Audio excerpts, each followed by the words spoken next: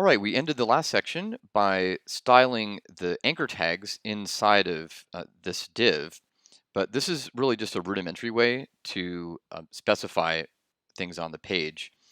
It's not the kind of thing that works on a full website, though, is it, Lee? No, you would never want to do this. I mean, you're always going to be doing some generic HTML styling, like for instance, styling how links look across your page, but you can't you can't keep putting A's inside of divs and targeting it with just generic selectors.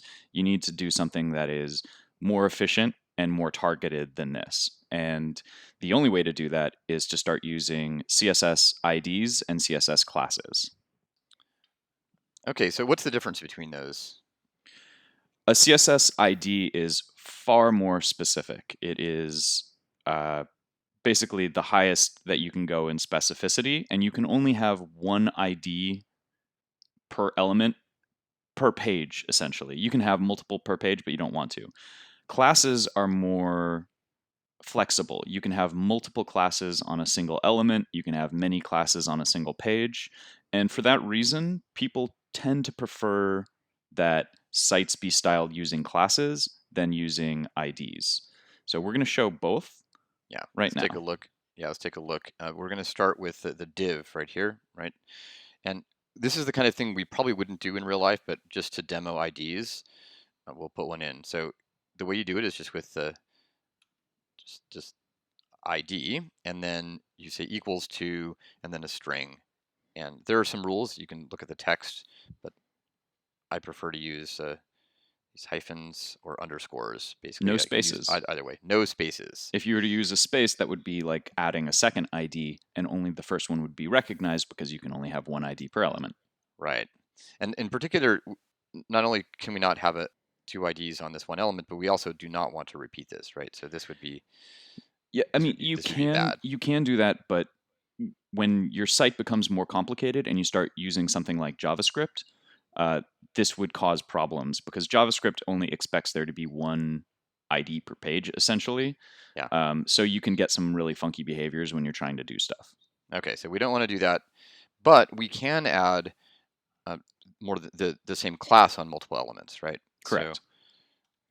let's add a class like this, and so this here exec bio is what's the name motivated by? It's the what's exec in this context? The executive biography. Oh, okay. So it's like the just like the top level, like the first one, Exactly. and then we're going to use these eventually for short biographies, and the class on each of these will be a bio box. Like Which is a this and box that contains a bio. right, and now we can use this on every one of these divs. Which let's just copy this and then oops, I should have. I thought, do I want to copy the space? No, I don't need a space. I should have copied it. Oh, well, there we go. And now if we refresh this, right, nothing should happen, right? These IDs and classes aren't visible to the user, right? Correct. Okay. If Yeah. you So see if we something, refresh it, something went wrong. right. So it should just be the same. But what this lets us do is add styles to specific IDs and classes. So what was the first thing we wanted to do as just as a demo? We changed the background color Exec of the bio. executive bio, right? So let's go back up here. Now, this is getting more specific, right, Lee? So we want to, Exactly. Keep going down the page. right. And actually, we're going to get rid of some of these. Let's take a look at this. We're going to get rid of this one. We don't really want to use that technique, right? Well, actually, we can. Well, let's do it like this. Let's just start it. Yeah, leave it there. We actually modify it. Yeah. Okay. Cool. So do you want to put it here? Is this where we put the Yeah, ID? let's put it there. All right. Okay. So the way you specify an ID inside of CSS is using the hash symbol like this, right? And this will apply the following rule to uh, to any element that has this ID. Is that right? That's correct. Okay. So let's change the background color. Let's make it light gray. And I'm going to spell this the American way with an A, but the English spelling Grey is also supported to avoid a holy war, presumably, between the Brits and the Americans. There we go. So you can see with a refresh, now there's a light gray background there.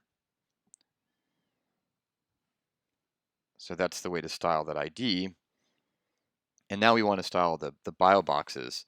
And in particular, right here, we've got a border for every single div, but what we actually want, as it turns out, is to style just these bio box divs. And they're the only divs on the page right now, but this way for for future reference, if we add extra divs, they won't necessarily, or they won't automatically have this border, right? Because we covered this in the HTML tutorial, but divs are a very generic container. So you don't want to target something as a style to just the divs because you need to use them for everything on the page.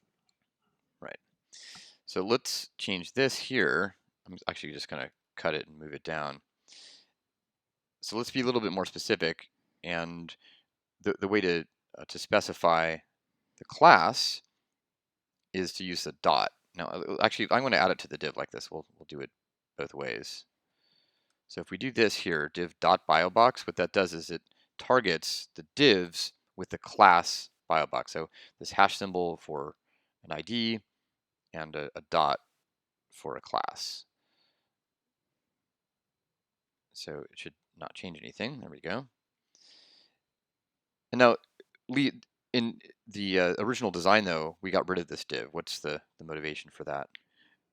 It's actually something that we're going to cover later in the tutorial. That has a very high specificity. And so it would make it more difficult to target styles on it. And so in general, you want to be only as specific as you need to be. Right. So instead of saying target this border 1 pixel solid black at divs that also have bio box, you can just say target it at the style or the class bio box, Yeah. and that is as specific as you need to be without being too specific. Great. So what we can do in concrete terms is just get rid of that div, and it should still work. Yep. Right. So just comment out. Just double check. Yeah. Cool.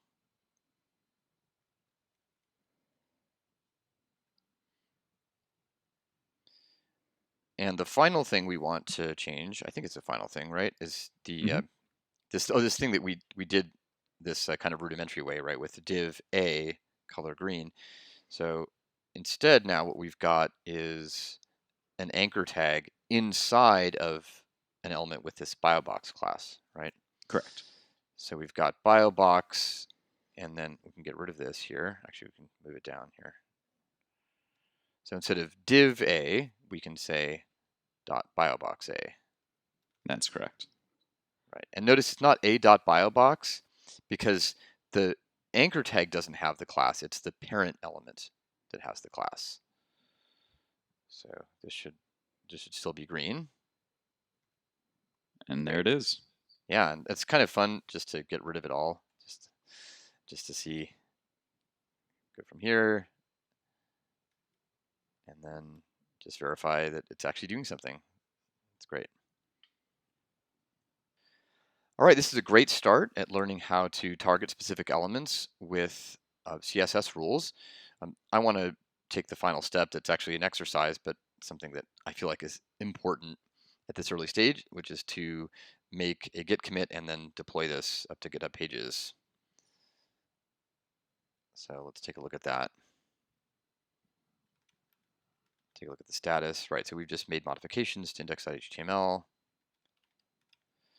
So to commit changes to files that already exist in the repository, we can do -a for all with the message.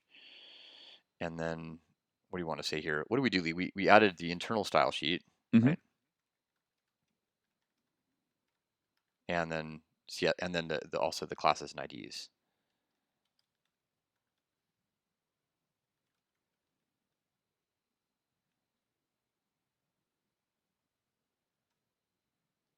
And then if we push this up, it should automatically deploy.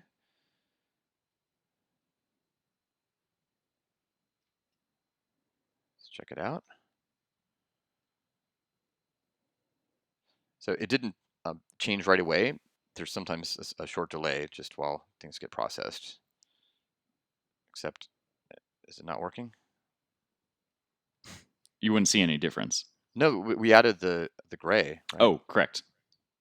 So it should look like this. And So why is it not working? All right, we waited a bit here and refreshed this page and discovered that it's not working. That's a little frustrating, but we made a discovery, which is that GitHub has changed the behavior of this user page, which is called using username.github.io. Or maybe it was always this way and I just didn't know. But the bottom line is that if you look at the configuration, you can see here in the settings that it actually says your GitHub Pages site is currently being built from the master branch. User pages must be built from the master branch. So we actually don't want to use the GH Pages branch. We want to use master, and that's why it's not updating. So let's fix that. The easiest way to do this is just to switch to the master branch. By the way, here I'm using CO, which is an alias for checkout that pretty much everyone sets up, but it's not default Git. So if that doesn't work, you should probably set up that alias. And now I'm going to merge in the changes from the GH Pages branch.